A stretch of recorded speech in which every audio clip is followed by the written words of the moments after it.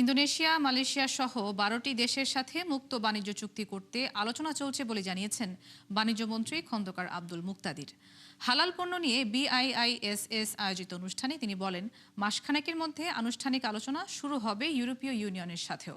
এ সময় বক্তারা বলেন, বৈশ্বিক হালাল পণ্যের বাজার $3 ট্রিলিয়ন হলেও বাংলাদেশের অংশগ্রহণ সামান্য।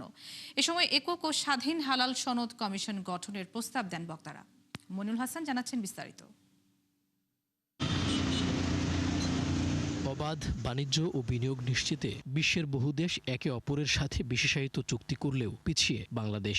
তবে দেরিতে হলেও বিষয়টি নিয়ে জোরালোভাবে এগুচ্ছে বর্তমান সরকার। এরই মধ্যে জাপান ও দক্ষিণ কোরিয়ার সাথে করা হয়েছে EPA ও CEPA, যার মাধ্যমে বাণিজ্য ও বিনিয়োগ ঘিরে তৈরি হয়েছে নতুন প্রত্যাশা।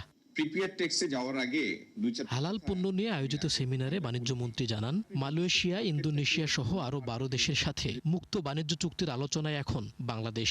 আর মাসখানেকের মধ্যে শুরু হবে রপ্তানির সবচেয়ে বড় গন্তব্য ইউরোপীয় ইউনিয়নের সাথেও। আমরা ইন্দোনেশিয়া, মালয়েশিয়া সাথেও আগামী দিনে FTA তে যাব। এছাড়াও আরো 10-12টা দেশের সাথে আমাদের FTA নেগোসিয়েশন চলমান। ইউরোপিয়ান ইউনিয়নের সাথেও হয়তো মাসখানেক পরে আমাদের আনুষ্ঠানিকভাবে আলোচনাটা শুরু হবে।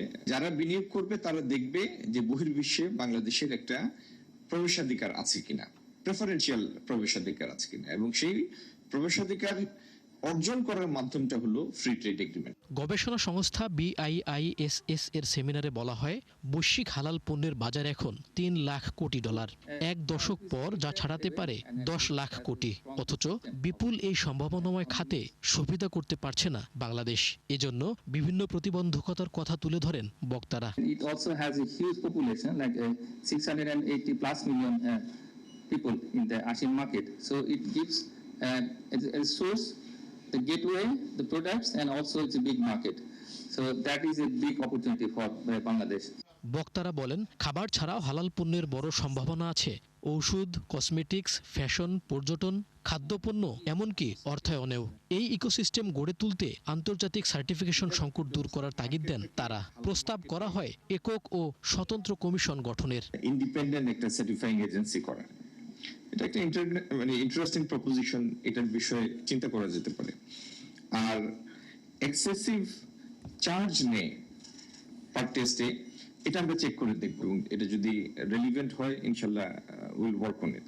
মালয়েশিয়ার হালাল ইকোসিস্টেম মডেল বাংলাদেশের জন্য গুরুত্বপূর্ণ উদাহরণ হতে পারে বলেও মত দেন বক্তারা।